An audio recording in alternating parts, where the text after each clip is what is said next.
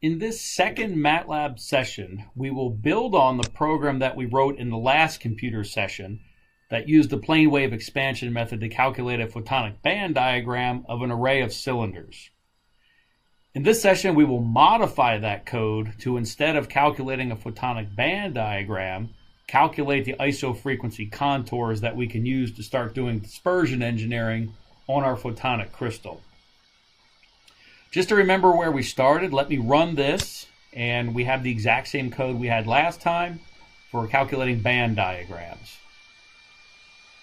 And it looks like instead of an array of cylinders, we actually had an array of air holes. And that's okay. So that's our starting point. Same code as we finished with last time. We'll need to modify the dashboard a little bit. For example, we no longer need to know how many points between the gamma to x part of the irreducible Brillouin zone.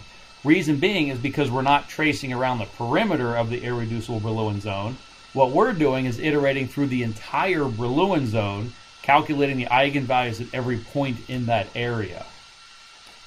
So our Brillouin zone is a two-dimensional area, and we would like to fill that in with some number of points wide and some number of points tall. So we'll say NBX for the number of block wave vector points going horizontally. For now, we'll just set it to 20 points. Number of points vertically, we'll set it. We'll always make it the same thing as horizontally. Since we know that our Brillouin zone is square, that should work pretty well. Okay, let's scroll down our code, and we're not going to be able to run it because it'll error out now because there's something that we deleted. But we'll still put stops in our code and run it just to make sure as we go that things are okay. So building our unit cell, that is exactly the same. Computing the convolution matrices, that is exactly the same. Computing our list of block wave vectors, this is where it becomes different and in fact a lot simpler. Since we're not tracing the perimeter of the irreducible Brillouin zone, we don't have to calculate reciprocal lattice vectors, key points of symmetry, or those other things. So we can just completely delete all of this and start over. What we need is a block wave vector mesh grid.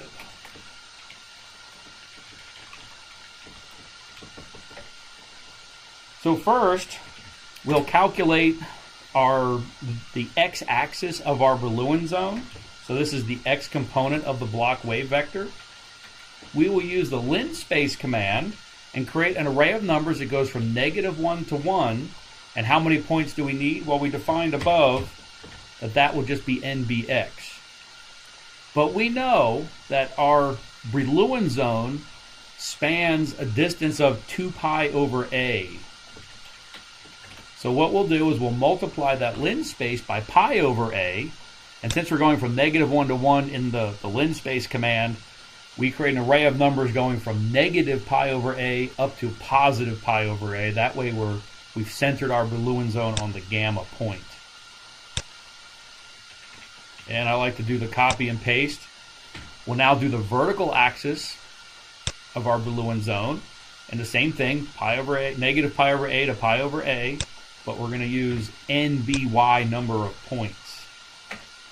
The very last thing we want to do is mesh grid that, because we're filling in a two-dimensional area.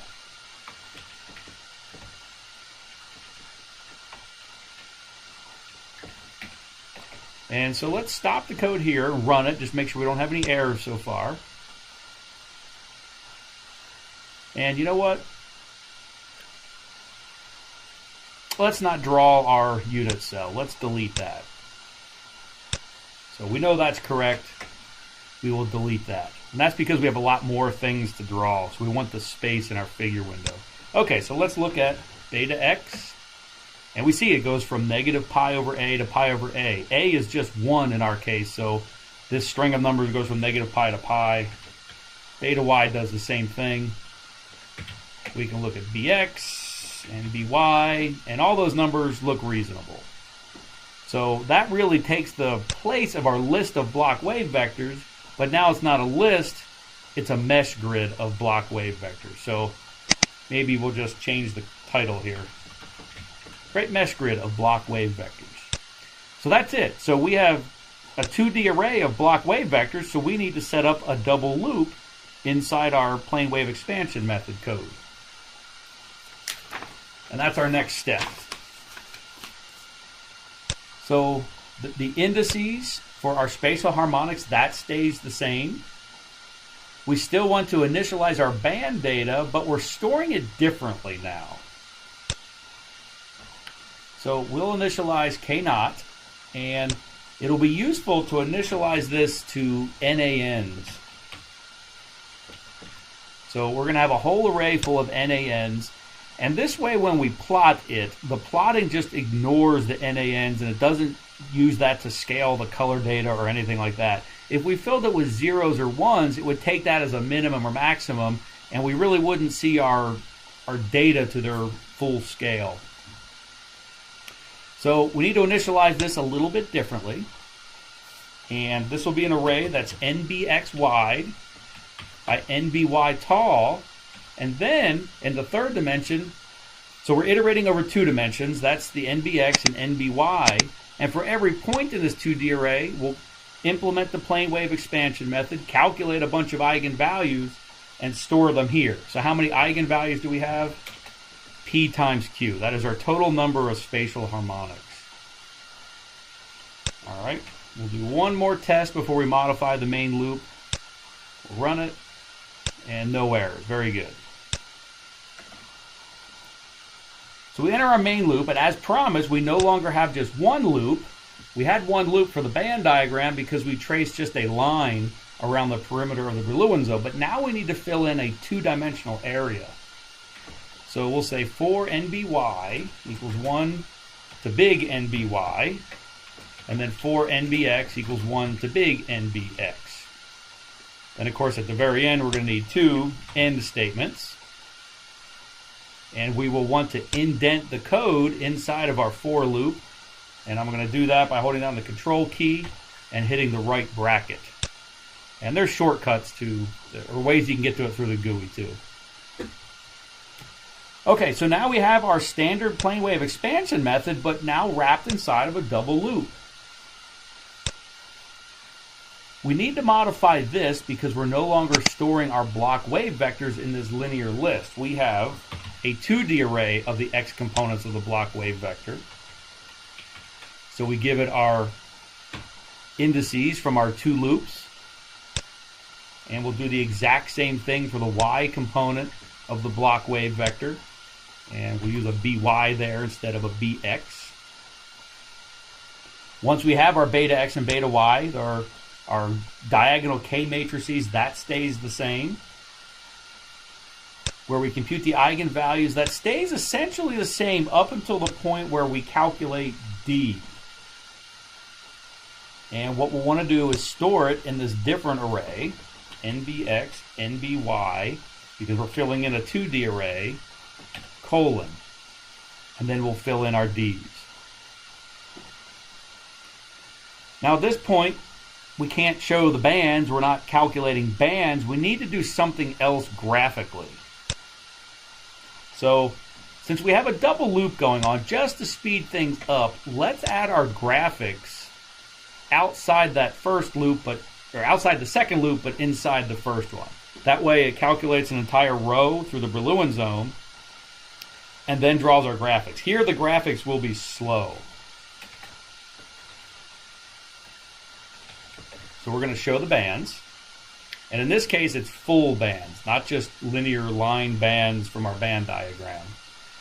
And so let's display 6 of them. We're calculating P times Q. Right now we have that set to 3 by 3, so we have 9 that we could display. But let's just display the first 6. It's usually pretty rare that we look at a band higher than that. So we're going to set up a loop to draw the first 6, and once that's done, we'll say draw now. So it will update all of the graphics. So let's go ahead and draw our band data right now. So let's do a subplot. In our figure window, I want to have 2 subplots tall, 3 subplots wide. That's a total of 6 subplots. So that's consistent with our n equals 1 to 6.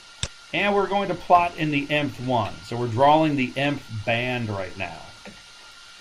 Now, since we're calculating a two-dimensional set of data, because we're iterating through a two-dimensional area, we'll draw our bands with the image SC. Strictly speaking, P-color would work better and generate smoother, better-looking data. But I really like image SC much better because it shows the digital nature of my data. So in my day-to-day activities, I'm always using image SC to draw things. Once I calculate this beautiful set of data, I might visualize it with P-color if I'm about to publish it or put it in a presentation or something. But otherwise, I'm happy with image SC. Okay, so the x-axis is just my beta x. That's my linear array of betas along the horizontal axis. I have beta y. And then I want to draw this two-dimensional set of data that comes from k0. And so I want to draw all the way over an x, all the way down a y. And which 2D set am I drawing? The nth set. I want to do an axis equal tight. That'll make my Brillouin zone look square and get rid of any ugly, awkward white spaces. I will want a color bar so that I can see the normalized frequencies. Or, of course, at this point, we don't have normalized frequencies. We just have k0. The normalized frequencies would come in a second step. And I might want to give it a title of which mode we're looking at. So I'll say mode and then num to string m. Now I did a lot of typing here without testing it, so let's put a return statement here and let's see if I've made any mistakes. What should pop up is a figure window with 6 subplots, and you'll see the data filling in smooth and continuously unless I've made a mistake, but we'll find the mistake, no worries. Let's go ahead and run it.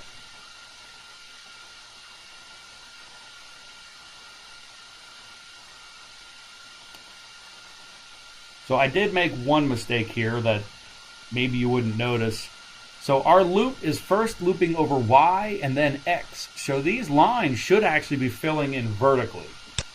It means we rotated our data. So if we go in, we notice when we did our image SC, we forgot to put our dot apostrophe after the k0 to be consistent with our sense of x and y.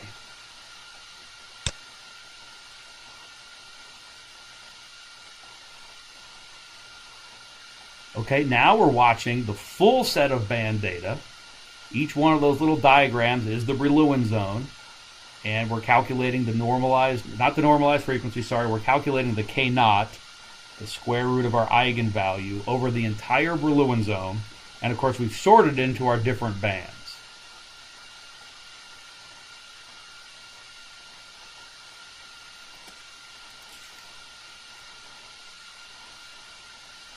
So that looks correct. Let's go back to our code. Take out a return statement. And we can calculate our normalized frequencies the same way, because we only have k0 up to this point, even though I occasionally accidentally called k0 the normalized frequency. It is not. Omega n, that is the normalized frequency. Okay, now in this step, we want to draw the isofrequency contour. So it's no longer a band diagram. We want to draw our isofrequency contours. And so we can clear the command window. But above that, I would like to choose which band to draw. So we can go to our data and this mode 2 looks kind of interesting. Mode 1 just looks like a bunch of circles.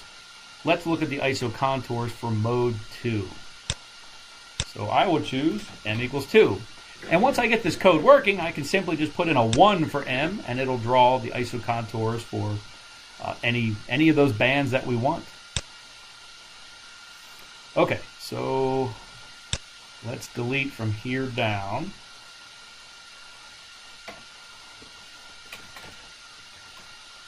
Draw contours. So we're going to use the contour command in MATLAB. We're going to give it the beta x, the beta y, our wn. We're drawing the nth 2D set of data, our dot apostrophe to get our sense of x and y correct. And let's see what this does. I'll highlight those commands and hit F9 to just run what I have highlighted. Oh, actually we need to do all three because we haven't defined M yet. And I didn't calculate WN. I didn't run that yet. So let's run that. We now have WN. I just typed in F9, and I'll type F9 again. And now we need to look at our graphics. And hey, that's looking like the ISO contours of that second band because we're seeing squares. One thing I would like is numbers on top of these ISO contours so we know what the normalized frequency is that they correspond to. They're different colors. We could do a color bar. That would work. I could type color bar. And we can see that way. I tend to like the numbers written right on the ISO contours. So let's do that. And to do that, we use a built-in command in MATLAB called CLabel, but we have to get some output arguments from the contour first. So we'll get out C and H, and then we'll call CLabel with C and H. Now let's watch what happens. Hit F9. I typed a G instead of an H. All right, let's try again. F9. And now we see numbers on top of the ISO contour, so we know that this particular ISO contour has a normalized frequency of 0.34. Well, the only thing really left to do is to label our X and Y axes. So let's call this set view.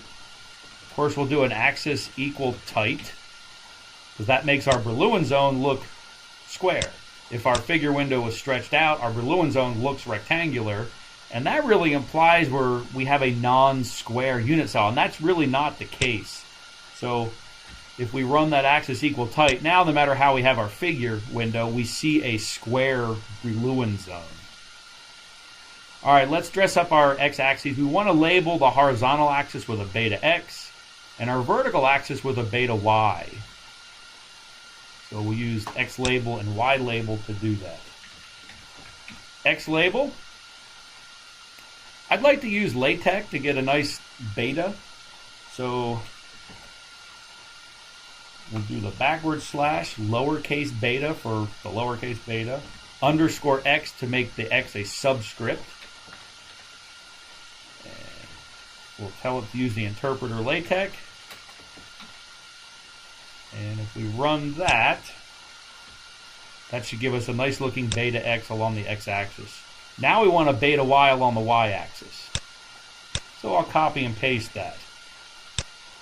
Y label, beta underscore Y, and let's run that and see what we get. We see we have a beta Y, but notice it's rotated. Now this looks good if we have a long label, but I don't think that looks good when we have such a short thing. We would like to rotate this so it's in the same orientation as beta X. So we'll simply say rotation 0. Highlight that, hit F9, and now we see beta Y in the correct orientation. However, there's another problem. If we draw a line down the left edge of our numbers, beta Y is by default centered on that, so it starts getting cramped against our numbers. What we want to do is right justify the beta Y. So let's go ahead and do that. Go to the next line. And horizontal alignment is the property that we're doing. And we'll make it right justified. Highlight that. Hit F9. And now if we look at it, now it's moved over and there's a comfortable amount of space between the label and the numbers. So we could give the figure a title, we could make lines thicker, change colors, we could do a whole lot more to dress this up, but I think this is sufficient for this MATLAB session. I hope it's helpful.